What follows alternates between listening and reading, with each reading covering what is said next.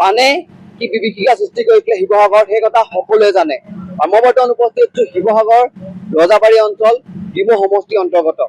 আৰু এই অঞ্চলতে এইখন যিখন পথাৰ দেখিছে, এই পথাৰখন প্ৰায় 6খন গাঁও সংলগ্ন হৈ আছে। আৰু এই গাঁওখনৰ যিখন পথাৰ আছে, পথাৰখন সম্পূৰ্ণভাৱে এতিয়াও জলমগ্ন হৈ আছে, যাৰ বাবে প্ৰশাসনে এটা ব্যৱস্থা গ্ৰহণ কৰিছে। যিহেতু এটা পানী নিষ্কাশন কৰা এটা মটৰ আনিছে, মেচিন আনিছে, আৰু এই মেচিনটোৱে ইয়াৰ যি পথাৰৰ পানীখিনি আছে, পথাৰৰ পানীখিনি আনি পেলাই এই ইয়াৰ কাষতে নদী আছে, আৰু এই নদীত তেওঁলোকে নিষ্কাশন কৰিছে। প্ৰতি মিনিটত প্ৰায় 30,000 লিটাৰ পানী এই পথাৰখনৰ পৰা নদীলৈ নিষ্কাশন কৰি আছে। কিন্তু এটা কথা ক'ব লাগিব, অকল শিৱসাগৰৰ এই ৰজাবাৰী অঞ্চলেই নহয়, শিৱসাগৰৰ বিভিন্ন অঞ্চলত এনেকুৱা ধৰণৰ পানী সোমাই আছে। আৰু যিখিনি পানী নিষ্কাশন কৰিবৰ বাবে প্ৰশাসনে প্ৰচেষ্টা চলাব লাগে। যিহেতু জয়সাগৰতো এনেকুৱা ধৰণৰ পানী সোমাই আছে, কিন্তু তাতো কোনো ধৰণৰ প্ৰচেষ্টা চলোৱা পৰিলক্ষিত হোৱা নাই। আৰু আমাৰ ইয়াৰ লগত ইয়াত দাদা আপোনাৰ ওচৰলৈ আহিছো, যিহেতু আপুনি ইয়াৰ স্থানীয় ব্যক্তি হয়। এতিয়া পানী সোমাইছে, কি হৈছে, কোনে কি কৰি আছে? আমাৰ মানে কি হ'ল, যেতিয়া আমাৰ দিখৌ পানীখিনি আমাৰ দৰিকা যিটো মানে বেতবাৰী এৰিয়াৰ পৰা আমাৰ পানীখিনি এইটো বেতবাৰীলৈ দিখৌ পানীখিনি বেতবাৰীলৈ যেতিয়া আহিছিলে, তেতিয়া মানে কি হ'ল, আমাৰ নাওজান এৰিয়াটো মথাউৰিটো সম্পূৰ্ণ তলত। নাওজান এৰিয়াটো মথাউৰিটো সম্পূৰ্ণ তলত কাৰণে 21 তাৰিখে ৰাতি মানে কি প্ৰায় দিনৰ পৰা আমাৰ গোহাঁইগাঁও নাওগাঁও অঞ্চলৰ প্ৰায় 10খনমান গাঁও আছে। আমাৰ দিচাংপাৰ পঞ্চায়তৰ মানে 5টা ৱাৰ্ড আছে। 10টা ৱাৰ্ডৰ ভিতৰত 5টা ৱাৰ্ডত সম্পূৰ্ণ পানীখিনি মানে সেই মথাউৰিটোতে বাগৰিছিলে। লাহে লাহে গোটেই মানে আমাৰ গোটেই মথাউৰিটো ঘাইলিৰ পৰা আমাৰ নাওজানৰ যিটো আমাৰ দৰিকা পাৰত দৰিকা দলংখনৰ ওচৰলৈকে যিটো মথাউৰি আছিলে, সম্পূৰ্ণ পানীখিনি মানে আমাৰ গোহাঁইগাঁও আৰু নাওজানৰ পথাৰলৈ বাগৰিছিলে।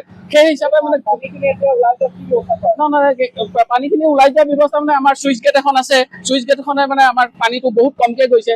যদি সেইটো গতিত গৈ থাকে, তেতিয়াহ'লে আমাৰ এই পানীখিনি যাওঁতে মানে প্ৰায় এমাহৰ ওপৰত লাগিব।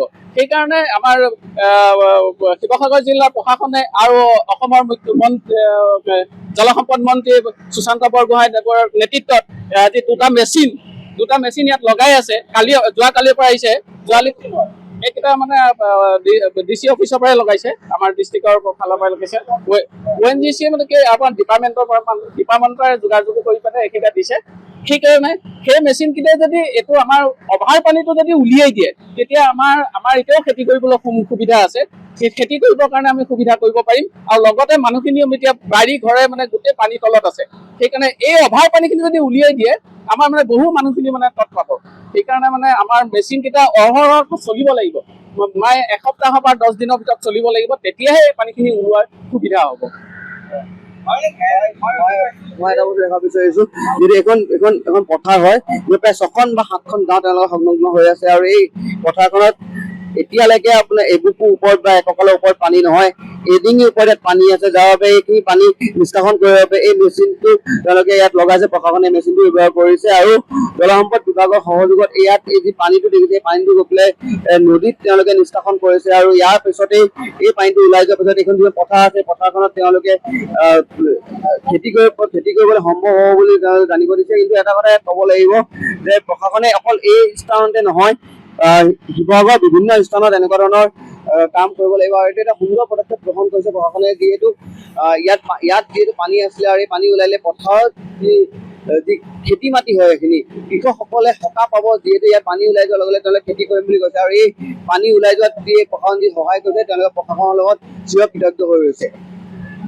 যিকোনো খবৰৰ বাবে যোগাযোগ কৰক 9181 307 221 আমাৰ এই নম্বৰত।